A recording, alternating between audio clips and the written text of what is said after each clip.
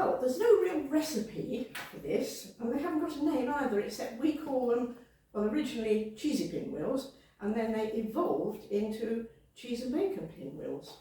And it was using up cheese and probably puff pastry, which we had, and providing a fun something to nibble, probably at Sunday lunch.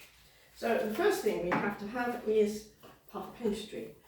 Buy puff pastry. I can remember years ago learning how to make puff pastry, rough puff pastry, flaky pastry. It's not worth it. Buy it.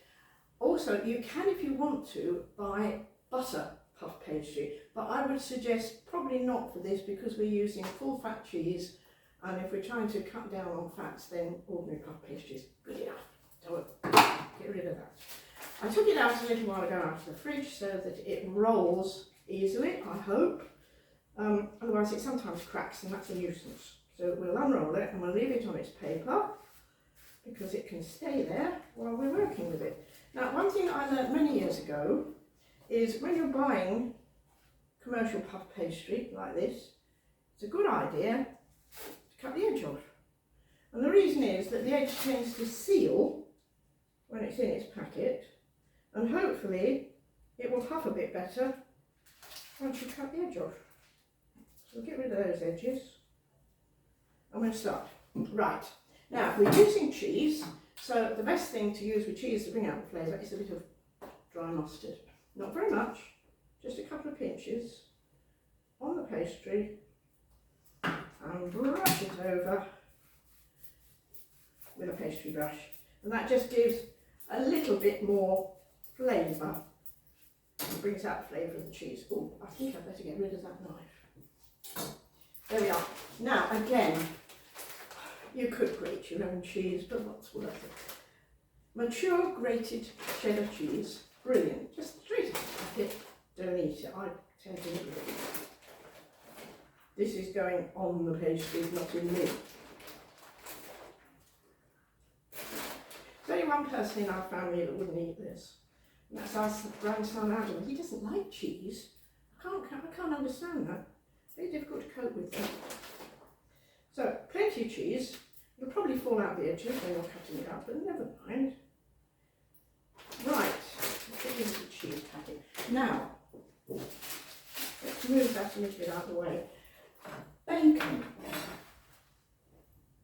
The reason why the bacon ones happened was because I had 2 or 3 rashers of bacon that needed using up, and I thought, what can I do with these? And I thought, I know, I'll make these cheese things and I'll put the bacon in and see if it works. My goodness, did it work. They have gone all around the family, everybody makes them, and I'll tell you somebody else who makes them, Sheila Barker, because she had them here and she said, oh, how did you do that? So I showed her and she took them up to her family and made them. So it goes all around the country now. So I've pre-cooked this bacon because it makes it much easier to handle. Try and cut it up when it's hot and it's uncomfortable. And all we do is just cut it up. This is unsmoked bacon. Cut a little bit of fat off if you want to. We prefer the unsmoked bacon. You could obviously use smoked bacon if you want to, it's no difference. These are back rashers, the cheaper ones from Sainsbury's, or I guess streaky bacon or anything, but not too thick. If the bacon's too thick, it tends to get hard when you put it in the pastry. Ooh, that's a crunchy bit. No, I'll put it in there, I won't eat it. That's a temptation too. Chop it all up. I think it was 4 of the thinner rashers, so they're quite easy to cut and they're quite easy to spread around. So spread it all, let's move that out of the way. Spread it all round, cut a little bit of that fat off, we don't want that. There we go, nearly finished. This will move around when you roll them up, so don't worry, I'm trying to make it sort of spread itself. Right, now the fun bit, we've got to roll them up. Get rid of all the bits and pieces. Pop them over there. Right, go away. Now we've got to roll it. That's one good reason for making sure the pastry is out of the fridge for a considerable length of time, but not too long so that it gets too soft. You can use the sort of greaseproof paper that it's on to start its roll. So let's start rolling. It doesn't have to be neat. It doesn't have to be beautiful. These are rustic. They all taste the same. Right, come on, come on, come on, come on, come on. Getting a little bit too soft, aren't you? And roll.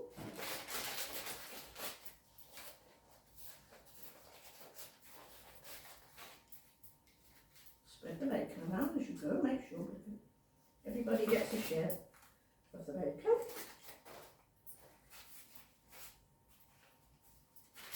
Now, when you get to this end, what you can do, trying to do it carefully so I don't make too much of a mess, is to turn this side up and give it a bit of a seal over. I'm probably being a little bit generous on its filling, but never mind. We don't want to be stingy, do we? Seal it over. I think I've got the wrong knife. I'm going to have to get another knife out. You'll excuse me in one moment. Right.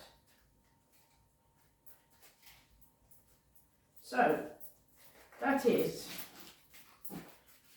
not perfectly rolled, but we don't worry about that. Get these out of the way, and excuse me, I shall find myself a different knife.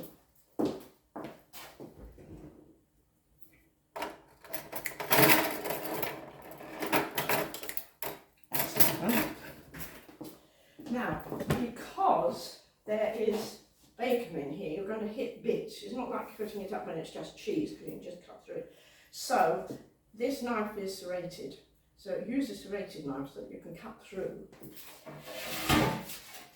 If I can make a bit of room, I can put my baking tray there. Now I've lined the baking tray in parchment because the cheese will melt and stick. I found even a non-stick tray, the cheese will stick to it. And I'm trying to get the things off when you cook them. So parchment helps. Now we're going to cut them up. Depends how big you want them, how thick you want them, whatever you feel like. Big thick ones, little thin ones, doesn't matter. They all taste good. So let's start putting them on the tray.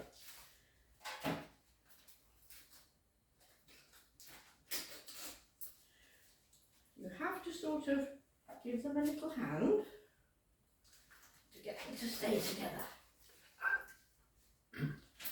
And line them up exactly as they want, just so they go on the tray. Oh, I've got a bit of bacon there. Come on, go through. That's it. Come on, that's it. Right.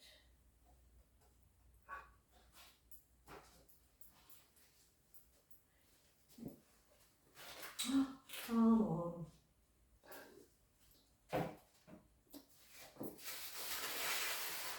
On the floor. Oh, that was right.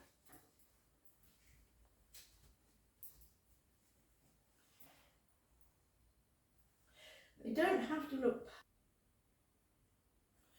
Right, they're all ready to go in the oven. Let's move the trolley out of the way. Open the oven. Now, I cook by gas. I've always cooked by gas, never anything else. So I have got this on between 6 and 7. So if you're not cooking with gas, you have to work that out for yourself. But it's a hot oven.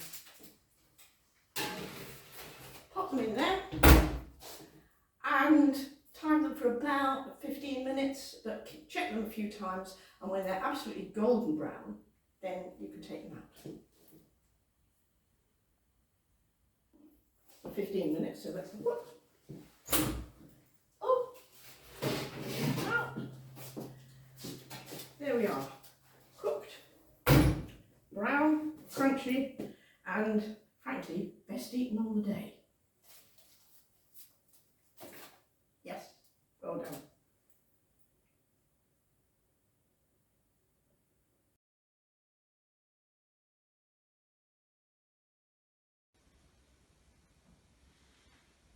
I'm going to show you a relatively quick and easy way of making red and green Christmas shortbread. And this is going to be made in my food processor. So this is for people who've got a food processor and can whiz things up nice and quickly and easily. And first of all, I'm going to put in 40 grams of white rice, just the sort of rice you would use for eating curries with. And then I'm going to add 60 grams of white sugar.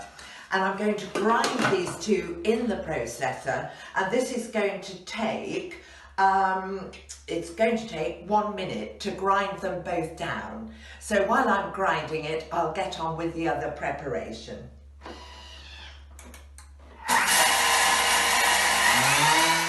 The next stage is to add 300 grams of plain flour into your mixture.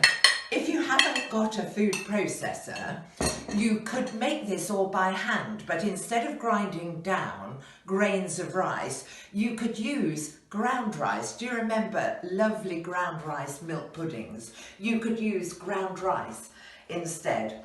I'm also adding 250 grams of butter, diced, and this is now going to be mixed for 5 seconds only.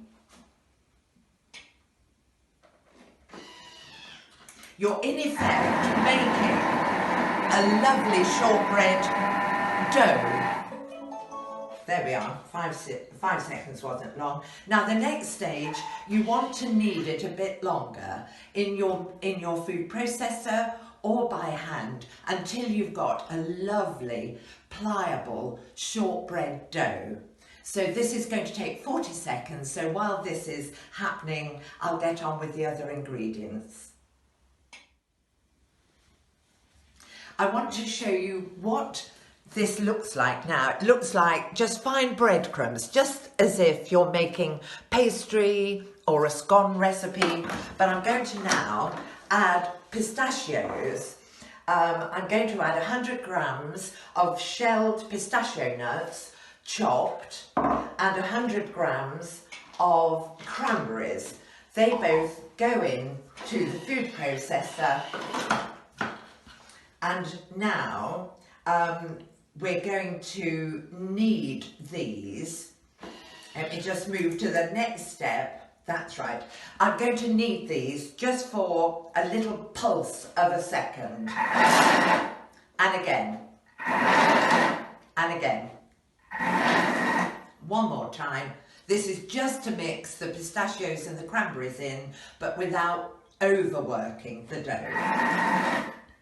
Lovely. Okay, now I'm going to move this dough that hasn't come together yet because it's not had a binding ingredient. It's had lots of butter, but no egg, no milk or anything. So I'm going to put it in here into my mixing bowl and I'm going to work it together just as you would if you were making pastry. So Michael, if you come back to me in a minute when I've mixed this together, and we'll proceed with the next stage. You'll see that the shortbread crumbs made a lot of mixture, and I was kneading away to bring it all together, and it was quite bulky, so I decided to cut, once it started to bind together, I cut it in half and brought one lump out onto the worktop, kneaded it, and then rolled it into a sausage like this. And I'm just going to place this onto a piece of cling film and show you about kneading the next bit. The secret is not to overwork it too much, so that's all come together. You don't want cracks in it. You want it to stay in one piece without cracks or holes, but I'm just rolling that into a sausage shape, and this should make anywhere between 24 and 30 little biscuits. And what we're going to do, we're going to wrap our sausages into cling film, just like this, twist the ends. I'll do the same with this one over here. Quick as wink. And there we are, we've got 2 sausages, and I'm now going to put those in the fridge to firm up for a whole hour. So I'll come back to you once they've had their rest. Here are our shortbread sausages that I've just taken out of the fridge. Now you'll see that they're rock hard, but can be sliced easily. So I'm going to cut this into probably 1/4 of an inch slices. It's firmed up beautifully, and that's because of all the butter. You'll see that you'll lose some of the mixture, and I think that's because of the pistachio nuts. Some of them are in bigger lumps than others, but that really isn't too much of a problem. You can squeeze them back in.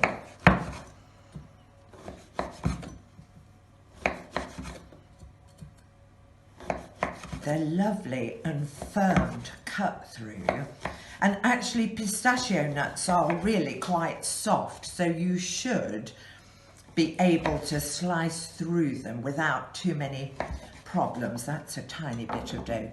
So here we are. I'm going to place them well apart on the baking tray. I've lined the baking tray with wax paper, baking parchment, greaseproof, whatever it's called these days, and they're going to go into a very low oven, 150 degrees, for 20 to 30 minutes.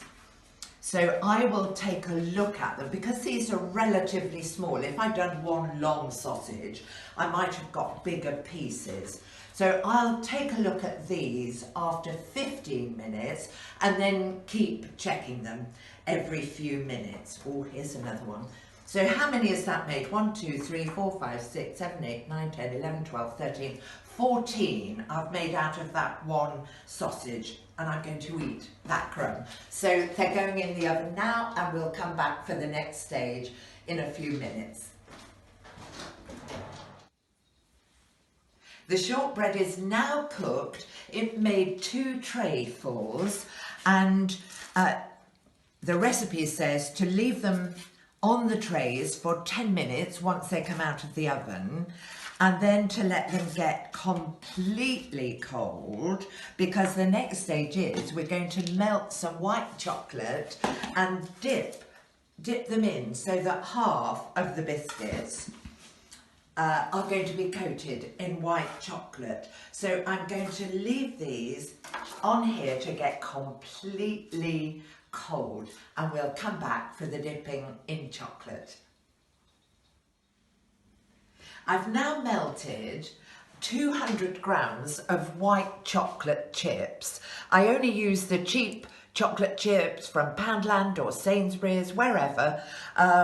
You don't need posh chocolate for this. And I've melted it very carefully in the microwave oven. I gave it about 40 seconds to start with, gave it a good stir, and then just 10-second intervals and stirring subsequently, because you don't want to burn the chocolate, which you can do. Believe me, I've done it. And so this is the consistency of the chocolate, running consistency, and I'm going to dip half of each biscuit in the chocolate, so you get half the back, half the front. Be very gentle, really, how you handle the biscuits, because they are shortbread, and indeed they are very short, so they can suddenly crumble in your hands. So don't be too aggressive. And again, I speak from experience. So I'll carry on doing this, and I'll show you the finished result. So here are the finished shortbread. The white chocolate has set beautifully and they're all ready for eating. If you didn't have cranberries and pistachios, you could substitute cashew nuts and raisins. So don't worry if you haven't got quite the correct ingredients in. Also, they freeze very well indeed, so you can get one step ahead with your Christmas baking. And I did end up using 300 grams of white chocolate in the end. So enjoy your Christmas baking, everyone, and we'll see you again soon.